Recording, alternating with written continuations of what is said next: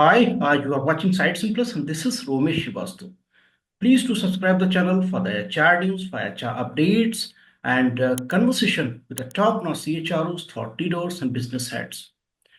Today, we are going to discuss the essential skills for the workforce in 2025 and in coming years. Joining us, Mr. Surya Prakash Mahapatra. He is the head talent skilling at Wipro Enterprise Futuring. Welcome, Surya. Romesh, thank you very much. Thank you very much for inviting me to this forum, and thanks for this opportunity. Look forward to So the I was interaction. going through a recent report by the World Economic Forum, and it is the Future of Jobs report 2025. So if you look at the data, so according to this report, there would be around 170 million new jobs by 2030. And the next point is that 92 million jobs that will be obsolete in next 5 years. There would be 78 million new positions by 2030. So, based on this data, how do you see that what the skills should organizations prioritize to be stay relevant, competitive in this year 2025 and in next couple of years? No, absolutely, this is a great question, and thank you for making a reference to the World Economic Forum report that got published recently. Very interesting reports, and in the context of what you said, 170 million new jobs getting created, 92 million jobs going away, and the net impact of 78 millions. So, where do organizations need to prioritize? I think the broad framework remains the same: digital domain, behavioral, and allied skills. So, digital with the emergence of AI, generative AI, automation, etc. I think organizations really need to prioritize digital skills, especially artificial intelligence, Gen AI, agentic AI, and also which would remain very, very critical today and in near future is data analytics, data visualization, cloud computing, cyber security. From a digital perspective, these skills are going to remain important. Domain, both functional and industry. As more and more jobs are getting automated, people now need to become domain experts. So when I say domain, they need to understand the industry they operate in, whether it is banking, whether it's retail, telecom, or the functional area they operate in, HR, finance, and so on. So domain would continue to play an important role. Behavioral skills. While behavioral skills have always remained important, but there are few skills which will assume prominence. Um, Complex problem solving, because the world is going to become more and more complex, right? With the geopolitical scenario, with the emergence of technology, with the disruption in the industry, uh, human beings will be required to solve more complex problems. So that's why critical thinking, problem solving will become very important. Emotional intelligence will remain important. Emotional intelligence, the ability to work in teams, collaboration, etc., is going to be very, very important.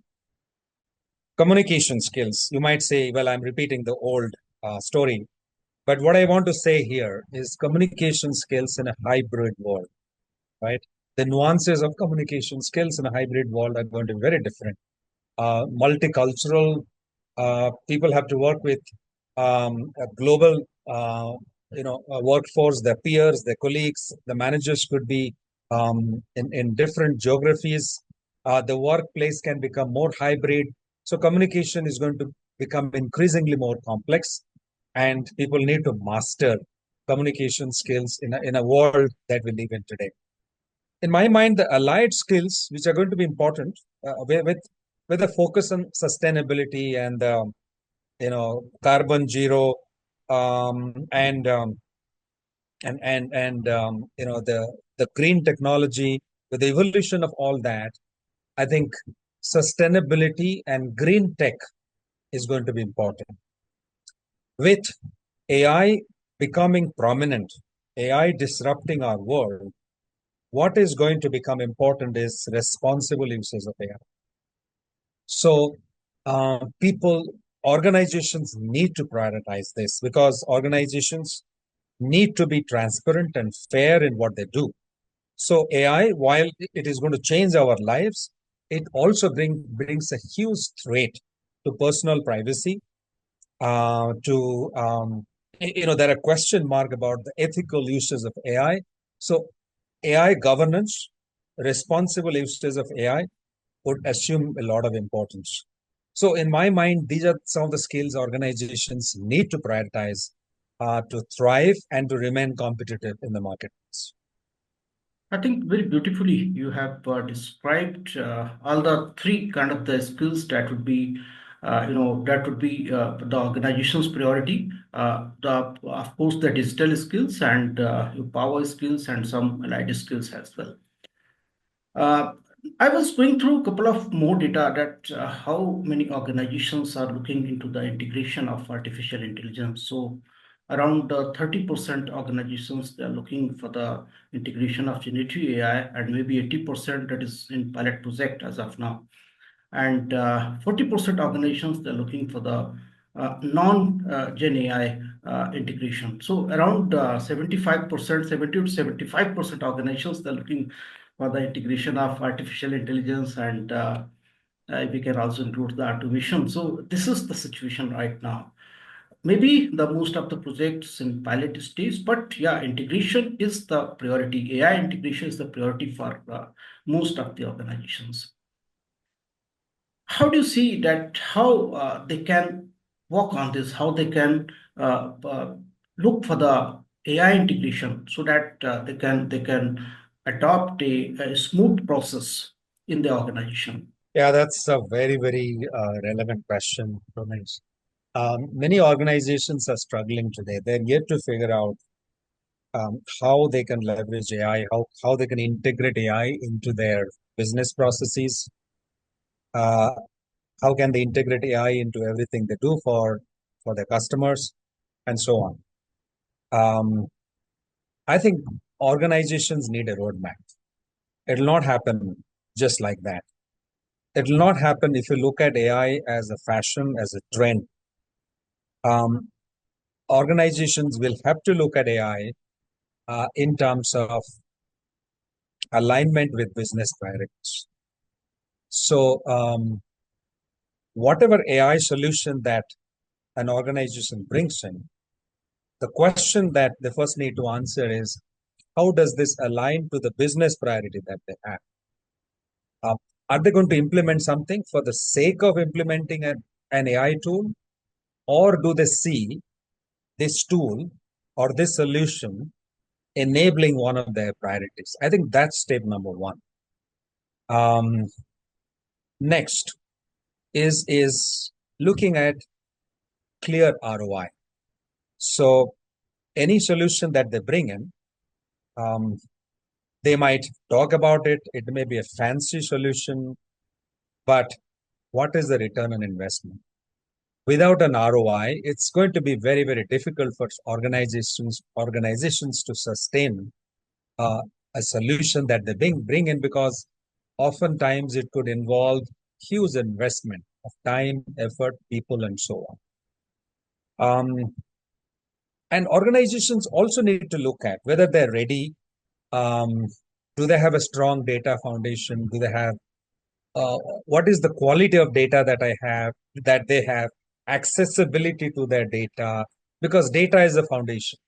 It's the fuel of the organization.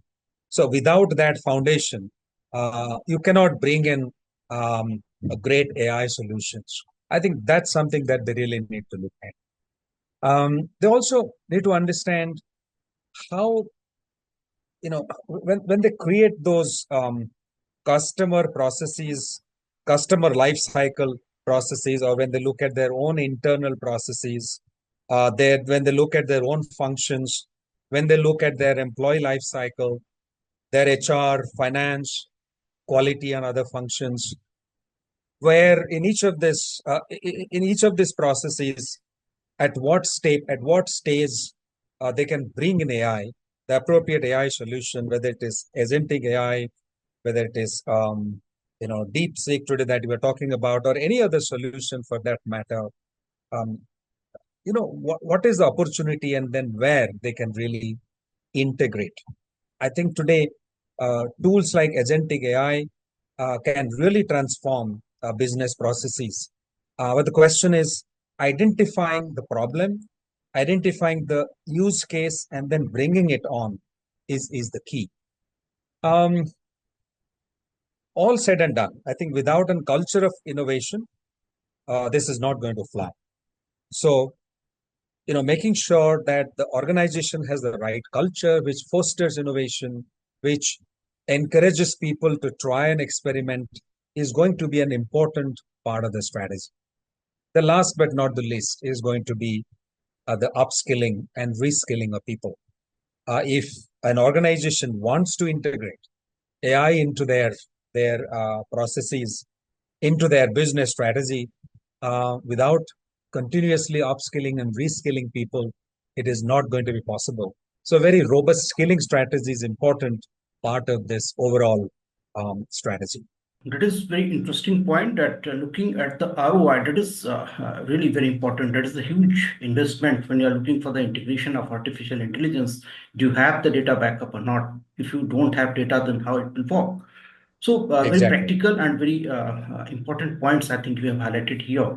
Now I'm coming to your another important point which you have highlighted. Without upskilling, without working, without the training of your workforce, that is not going to happen anything. So we have seen in the last conversation we have also discussed a lot of about the skills gap, and that is not only with the Yes. IT industry. I think where we have seen where we have the advanced technology, there is a skills gap. That may be the EV industry, that may be renewable energy, that may be anything which is new. Whereas the new technology is there, there is a skills gap. As far as this transformation is concerned, we can see around 78 million positions by 2030. So here the AI plays very important role. Maybe the 50% of the factor is here the AI. How do you see how the organizations can look for the upskilling? That is also a bigger challenge for the organization. How they can look for the workforce in 2025 and also in next 5 years. How they can work on the upskilling part. No, absolutely. Organizations need to need to have a strategy. Without that, it's not going to work. So, I think my recommendations would be, my 2 cents would be to kind of ask three fundamental questions. With the emergence, with the explosion of digital and AI, automation, etc., the first question to ask is, um, which new jobs will be created? The second question is, which jobs will be repurposed, right? The job will remain, but it will be done in an entirely different way. Marketing today, with the emergence of digital marketing, social media, artificial intelligence playing a role there. While marketing still remains a role or a job, but it has been completely redesigned and repurposed. The third question to ask is, what jobs will become redundant?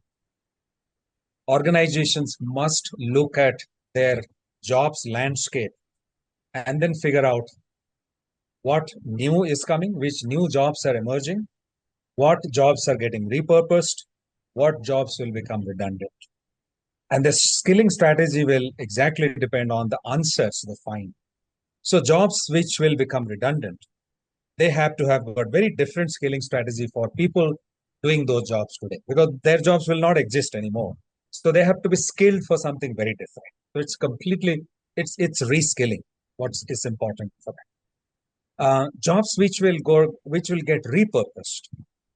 I think what is required for them is, uh, I would say, probably upskilling, because they have to be upskilled or reskilled on something which is which is changing in their job area. And the new jobs which are emerging, organizations we need to have a very different scaling strategy for that. So they really have to ask these three questions, find out their workforce, how many people fall in which category.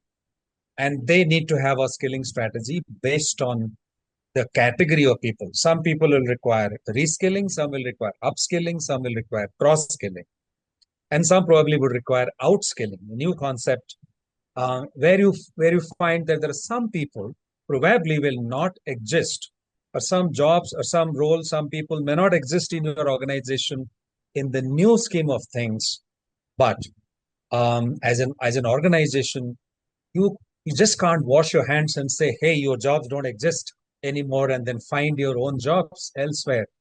I don't agree with that. I think organizations really have to outskill people, which means skill people um, who you believe will not have a role in the organization for roles outside the organization. This is this is an obligation that organizations have to their people.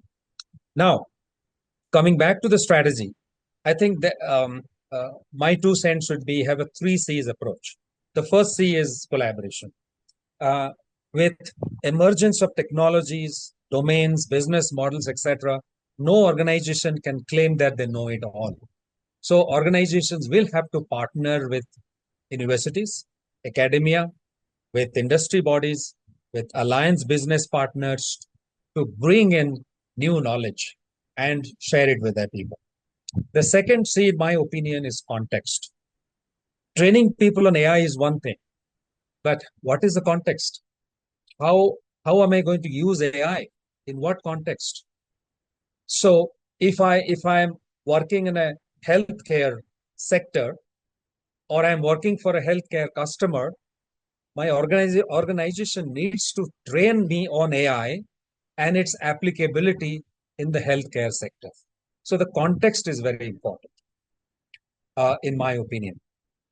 And the third C is continuity, because learning never stops. These changes will continue to happen. Our world will continue to get disrupted. We know that the half life of skills today is only 18 months. That means skills will continue to emerge. I'm talking about technology skills here. The half life is only 18 months. So which means that we'll have to continue to skill and upskill our people. So these three C's are important: collaboration, context, and continuity, from a skilling strategy perspective.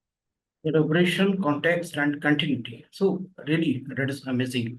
So now, if as you also said about the example of marketing, so the change that maybe from your telemarketing to digital marketing. So like there are a couple of jobs. Maybe if we look at for the new jobs that would be there. So of course, if the 50% factor is artificial intelligence, so most of the jobs that would be related to the artificial intelligence, maybe some of the jobs that may be related to cybersecurity or so, maybe analytics. So most of the jobs with the technology and whatever the new technologies are coming. And as you also highlighted some other skills like sustainability. So we can see also a lot of jobs in sustainability, etc.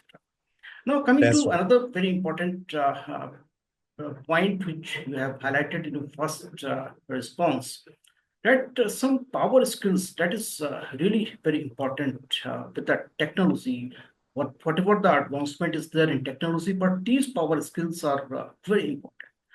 What the power skills do you see, and how the skilling upskilling in this power skill that is needed in this year and in next couple of years as well? That's a great question, and very, very, very important question as well. So power skills are skills that give you more power, right? That help you thrive in a disruptive environment. So, in my opinion, an individual will have to look at two sets of skills. One is the skills that machines cannot perform. So, if one picks up those skills, what machines cannot perform, your skills will always remain relevant, because machines probably in foreseeable future or in near future will not take over those roles.